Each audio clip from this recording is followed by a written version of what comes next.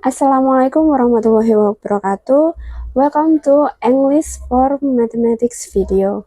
Pada kesempatan kali ini kita akan membahas hal yang cukup menarik, yaitu penerapan matematika dalam kehidupan nyata.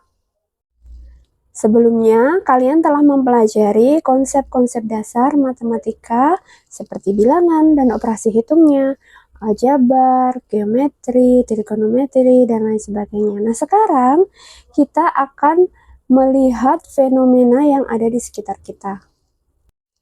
Setelah pembelajaran kali ini, mahasiswa diharapkan dapat memberikan analisis secara kritis dan memberikan rasionalitas saat menyelesaikan masalah dalam bahasa Inggris yang berkaitan dengan konsep-konsep matematika. Sebagai contoh, mari kita lihat gambar berikut ini. Nah, kalian tentu tahu bangunan terkenal ini piramida Mesir. Nah, masyarakat Mesir meyakini bahwa orang yang meninggal, khususnya para raja, tetap memiliki kedudukan yang agung. Bahkan menurut keyakinan pada masa itu, para raja yang telah meninggal akan menjadi dewa. Oleh sebab itu, diperlukan tempat khusus untuk para raja yang telah meninggal, maka dibuatlah piramida Mesir ini. Nah, jika kita kritis, tentu akan muncul pertanyaan, mengapa piramida ini dibangun dengan bentuk 5/4? Mengapa tidak bentuk-bentuk lain seperti kubus, balok, prisma, atau yang lain? Pertanyaan-pertanyaan ini menjadi kunci utama untuk kita menganalisis secara kritis, baik dari segi matematis, sosial budaya, atau sudut pandang yang lain. Selain piramida Mesir, kita juga punya bangunan yang tidak kalah terkenal. Nah, apa itu? Candi Borobudur. Ya, Candi Borobudur ini dibangun pada masa mayoritas masyarakat yang ada di sekitar situ merupakan penganut agama Hindu dan Buddha.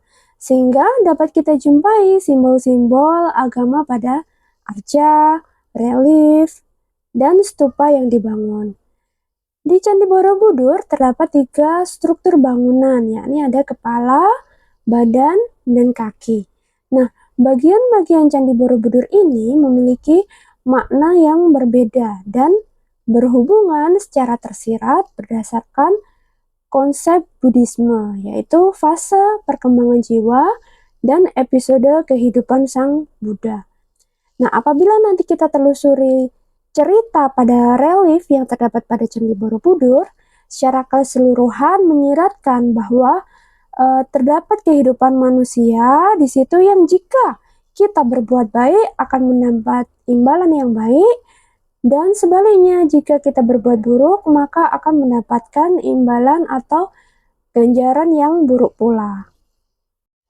Ditinjau dari segi budaya, keberadaan Candi Borobudur menyiratkan makna bahwa etnomatematika telah berkembang pada saat itu, di mana konsep matematika digunakan untuk membangun Candi Borobudur dan menjadi budaya berupa aktivitas dalam kehidupan manusia. Nah, konsep desain Candi Borobudur itu sendiri dapat dikaitkan dengan Euclid geometri. Struktur bangunan Candi Borobudur terdiri dari 2 bentuk utama, yaitu lingkaran dan persegi. Nah, terdapat 3 konsep dasar bangunan Candi Borobudur yang berkaitan dengan geometri, yaitu bangun datar, bangun ruang, dan fraktal. Nah, untuk konsep bangun datar itu sendiri, kita dapat melihat dari bentuk bangunan dasarnya, yaitu berbentuk persegi dan sisanya berbentuk lingkaran. Nah, pada relief yang terdapat pada dinding-dinding candi, ada yang menyajikan bentuk bangun datar seperti lingkaran, persegi panjang, segitiga, persegi, dan jajar genjang.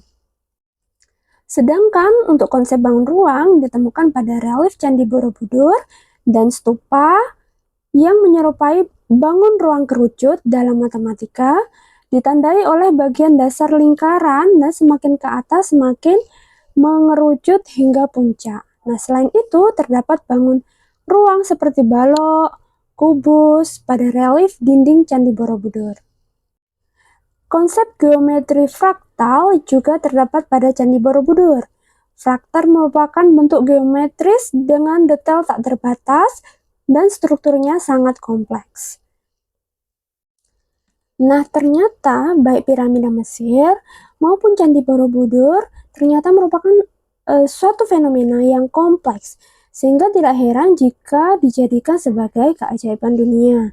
Sebagai seorang akademisi, khususnya mahasiswa pendidikan matematika, maka kita perlu melihat secara kritis fenomena yang ada dengan cara menganalisis dari berbagai sudut pandang, khususnya matematika. Nah, secara matematis, kita bisa menganalisis fungsionalitas bentuk secara geometris. Mengapa bentuknya misalkan persegi atau persegi panjang, atau kerucut, dan lain sebagainya. Kemudian bagaimana penggunaan konsep aljabar, trigonometri, bilangan dan operasi hitungnya, maupun konsep-konsep matematika yang lain. Secara sosial budaya, kita bisa melihat bagaimana kebutuhan masyarakat yang ada di sekitar lingkungan, kemudian bagaimana budaya atau adat atau kepercayaan dan keyakinan yang dianut pada masyarakat tertentu.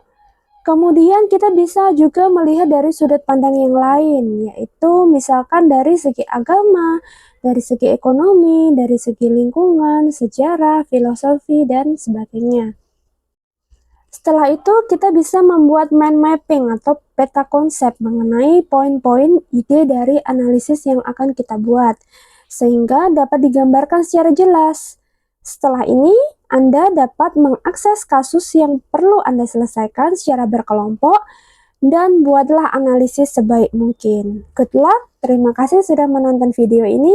Wassalamualaikum warahmatullahi wabarakatuh.